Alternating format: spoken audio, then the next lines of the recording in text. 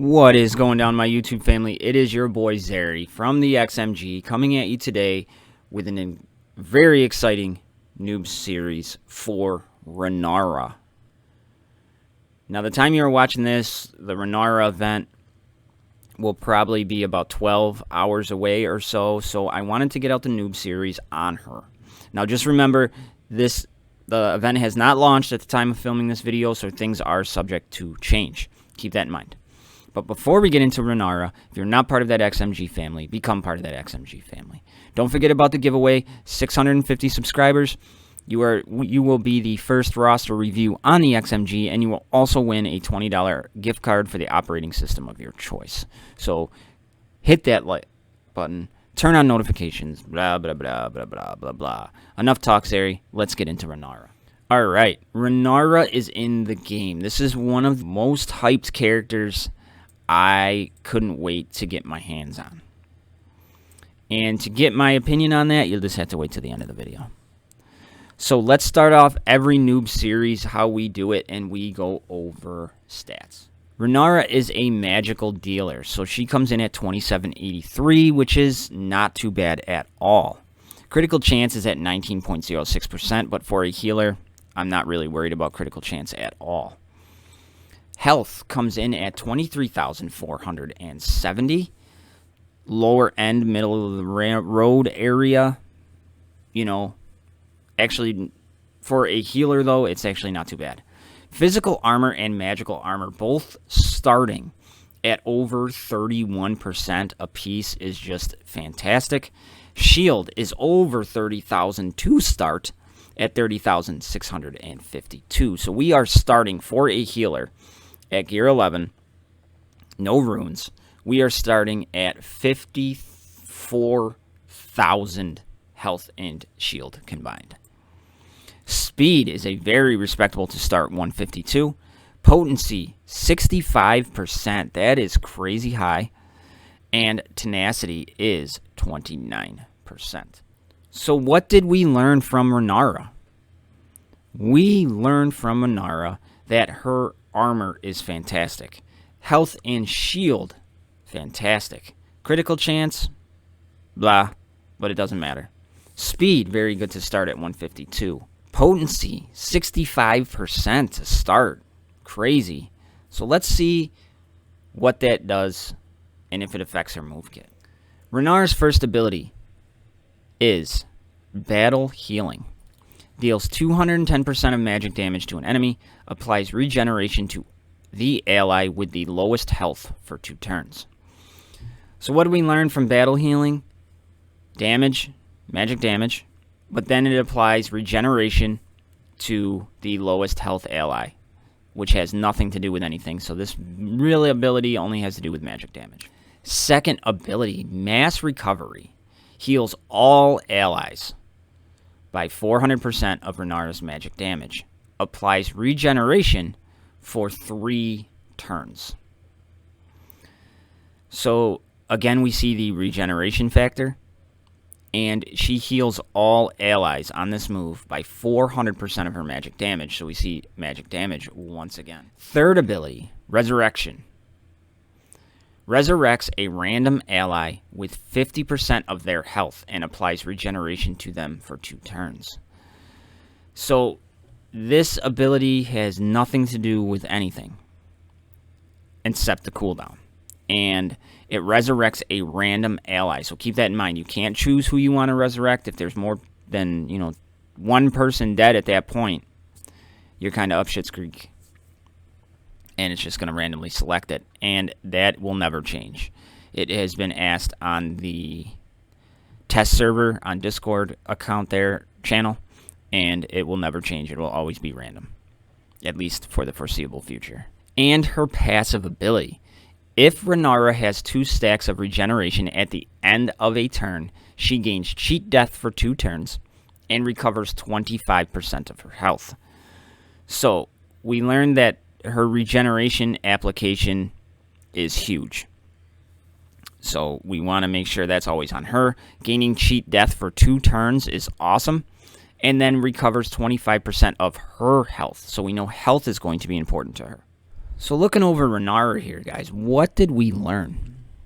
We learned she has magic damage for her damage dealing basic, for her mass AoE, heal here, the mass recovery, and then resurrection really doesn't have anything to do with it. So we know she needs a lot of magic damage to get the most out of her heals and to get the most damage from the character. We know that health is important to the character because she restores her health. So the more health she has, the more she's going to restore. So all in all, we have options to rune this character. She has a really good base speed of 152. So if you went with the speed rune set, you could get an additional 15 speed on that. That's big. Then you could go health. She doesn't really need potency at all, and she's already got a 65% potency, so that's kind of a bummer. You know, so you could go speed with a health set. You could go damage with a health set. And for me, I am going to go damage with a health set. Now, the speed would be beneficial. Your heals won't be as strong as if you went with a damage set, but she does have a pretty big cooldown on her resurrection spell, so that will help you out. The faster she goes, the more cooldown comes down. So I'm going to go damage and health here, and we'll be right back. Here's the full rune amulet with the damage and the health. Now for secondary stats, I am going to be looking for more damage, survivability, and speed. That's what I want, and I want the survivability to be in the health faction, or category, whatever you want to call it. So let's go over it. Northern Rune, obviously we have damage, critical chance, speed, potency, and shield. Now I went here because the shield hit twice, so that's pretty nice, and then the speed with 3. In the Northeastern Rune, obviously I went with speed, but then we have damage, shield, health, and health. So love this rune for her. I really think it's good. It's damage percent. We got some shield, we got the health percent, and then a flat base of health. Northeastern Rune, obviously we can't have anything but armor. I went with damage, health, and speed. We checked all the boxes we wanted to here. The only thing I wish is that this was a percentage of the health, but all in all, I will take that rune. The Southern Rune, I went with damage primary. I have some armor, some more damage, some speed. Potency, I really wish this wasn't here. I wish it was health or something, but the 3 speed is really why I wanted to keep that on there. Southwestern Rune, we have health. Definitely want health on this character because she does restore her own health. So that's why I went health here. More health, we have some speed, we got some damage, and then we have some tenacity. And then in the... Okay, so the Northwestern Rune. I went health here. You could obviously go damage to increase her overall damage and her healing, but I wanted to put a little bit more health on her, so I went with health there, with speed, health, damage, and shield. So all in all, for what we set out to accomplish of increasing her damage, giving her speed, and more health with survivability, I think we accomplished that, but there's no way to know unless we check out her stats. Alright, so here are her stats after we runed her. We brought up her magic damage 656, bringing it to 3439. So that is really nice. Critical chance I'm not even going to bother with because we really didn't care. Health we brought up 4466, bringing it to 27,936. So really big bump there. You know, almost 4,500. Really like that. We brought up her shield 1,091 to 31,743. So we've brought her health and shield combination up by, 30 or 4,600, bringing it right around 59,000, a little bit under 60,000, very, very close to 60,000. So that is awesome for a healer for sure. Then her speed we brought up 34, bringing it to 186. Very happy with that. Real happy with what we did with her speed there, for just putting the primary stat in and then working on other stats there in secondaries. So all in all, I'm pretty happy with what we did to Renara. We got her magic damage up, which increases her overall healing. We brought up her speed, and we gave her more health. So really happy with how that turned out. So let's talk about the scroll sync with Renara. Now remember, everything's at level 2. So her battle healing deals 100% of magic damage, applies regeneration to ally with the lowest health for 2 turns. We get more damage as we go up, and that's it. We do not get anything else but more magic damage. Mass recovery heals all allies for 230% of Renara's magic damage and applies regeneration for 2 turns. And as we go up, we get more healing, more healing, more healing, and then we get the regeneration. And then resurrection. Resurrects a random ally with 15% of their health and applies regeneration to them for 2 turns. And then we get more health as we go up, and then we start reducing the cooldown. And then her passive at level 2, Second Chance. If Renara has 2 stacks of regeneration at the end of a turn, she gains cheat death for 2 turns and recovers 5% health. And we start recovering more and more health as we go. So let's talk about Renara. What do we want her to do? We want her to heal. We don't care about her damage. We want her to heal.